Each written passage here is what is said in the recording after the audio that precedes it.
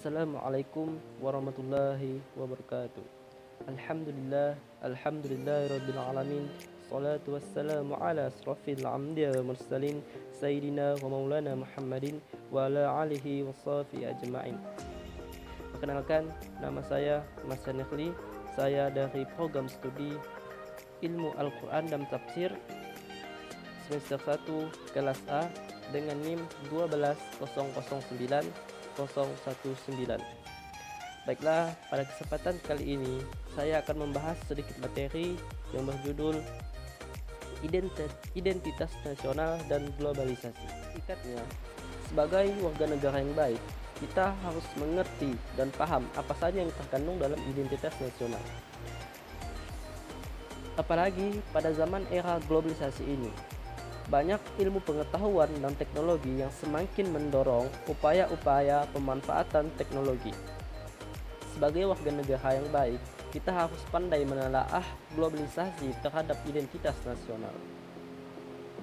Identitas nasional adalah kepribadian bangsa atau jati diri yang dimiliki suatu bangsa yang dapat membedakan bangsa yang satu dengan bangsa yang lainnya. Faktor-faktor yang membentuk identitas nasional yaitu ada dua. Yang pertama, faktor primordial, yang kedua, faktor kondisional.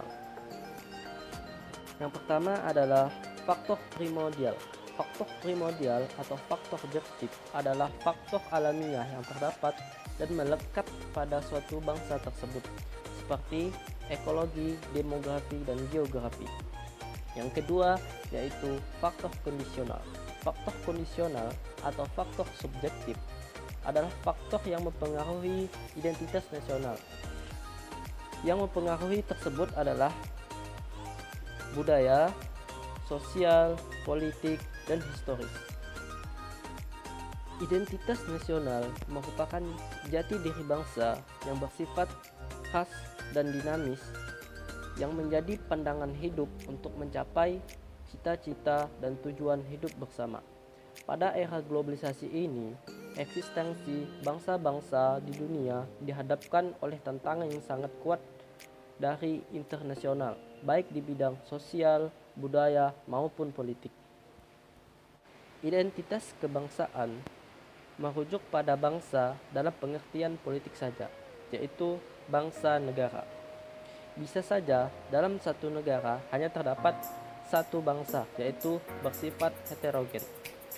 Pada umumnya, negara bersifat heterogen atau lebih dari satu bangsa. Maka dari itu, kita perlu menciptakan identitas nasional yang merupakan hasil kesepakatan dari berbagai bangsa yang ada di dalam suatu negara tersebut. Identitas nasional dapat berasal dari satu bangsa, kemudian yang disepakati oleh bangsa lainnya yang terdapat dalam bangsa tersebut, atau juga berasal dari beberapa bangsa dan negara. Bangsa adalah sekelompok besar manusia yang memiliki persamaan nasib dalam proses sejarahnya, sehingga memiliki persamaan watak dan karakter yang kuat untuk tinggal bersama di suatu wilayah tertentu untuk membentuk suatu kesatuan nasional. Negara merupakan suatu wilayah di mana terdapat sekelompok manusia yang melakukan kegiatan pemerintahan. Adapun identitas bangsa Indonesia yaitu pertama, bahasa nasional atau bahasa persatuan, yaitu bahasa Indonesia. Yang kedua, bendera negara, yaitu sang merah putih. Yang ketiga, lagu kebangsaan, yaitu Indonesia Raya. Yang keempat, lambang negara, yaitu Pancasila. Yang kelima, semboyan dasar negara, yaitu Bhinneka Tunggal Ika. Yang keenam, dasar falsafah negara, yaitu Pancasila. Yang ketujuh, konstitusi atau hukum dasar negara, yaitu Undang-Undang Dasar 1945. Bentuk negara Kesatuan Republik Indonesia yaitu berkedaulatan rakyat. Konsepsi wawasan Nusantara. Yang terakhir, kebudayaan daerah yang telah diterima sebagai kebudayaan nasional, penerapan tentang identitas nasional yang harus tercermin pada pola pikir, pola sikap, dan pola tindak yang senantiasa berkepentingan pribadi atau sekelompok. Globalisasi adalah suatu fenomena khusus dalam peradaban manusia yang berhak fokus dalam masyarakat global dan merupakan bagian dari proses manusia global tersebut. Kata globalisasi diambil dari global yang maknanya universal. Globalisasi belum memiliki definisi atau pengertian yang pasti kecuali sekedar definisi kerja, sehingga maknanya tergantung pada sudut pandang orang yang melihatnya. Adapun pengertian globalisasi menurut beberapa ahli. Yang pertama, Malcolm Waters, seorang profesor sosiologi dari Universitas Tasmania, berpendapat globalisasi adalah sebuah proses sosial yang berakibat pembatasan geografi pada keadaan sosial budaya menjadi kurang penting yang terjelma di dalam kesadaran orang.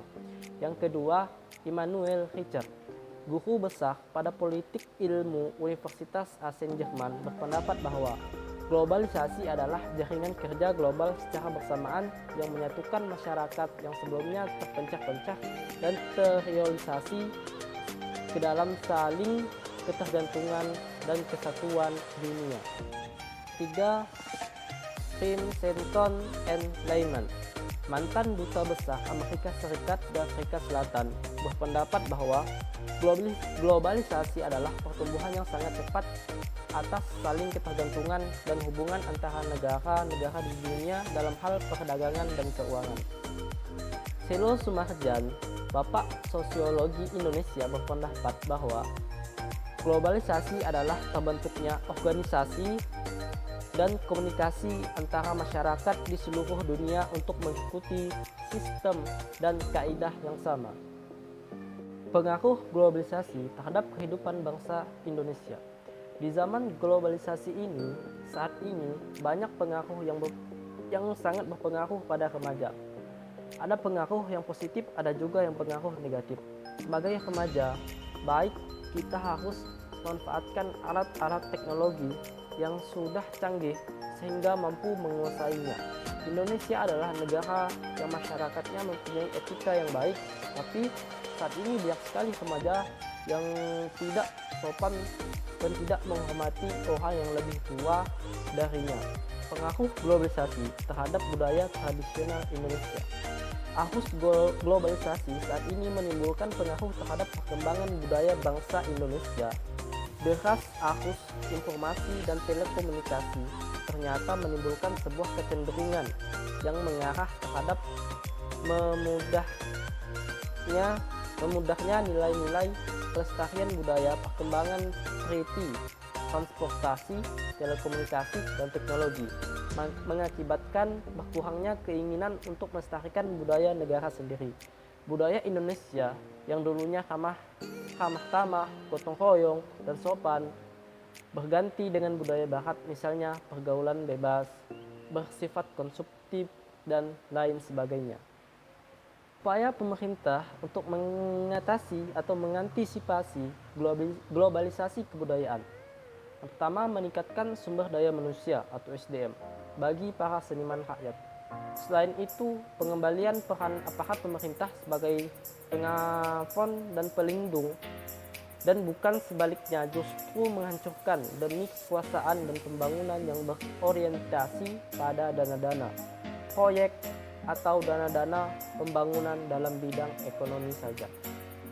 Kesimpulannya adalah identitas nasional adalah jati diri suatu bangsa yang memiliki ciri khas tertentu yang membedakan dari suatu negara dengan negara lainnya. Globalisasi sangat berpengaruh terhadap identitas nasional, khususnya di Indonesia. Berbagai upaya pemerintah untuk menghadapi globalisasi agar identitas nasional tetap terjaga dan tetap lestari. Kita sebagai warga negara Indonesia seharusnya menyikapi dengan teliti dalam masalah globalisasi agar tidak terjerumus dengan hal-hal yang merugikan pribadi, kelompok, bahkan bangsa Indonesia. Hanya itu yang dapat saya sampaikan. Kurang lebihnya saya mohon maaf. Kalau ada kata-kata yang tidak berkenan di hati, mohon dimaafkan. Sekian dari saya. Wassalamualaikum warahmatullahi wabarakatuh.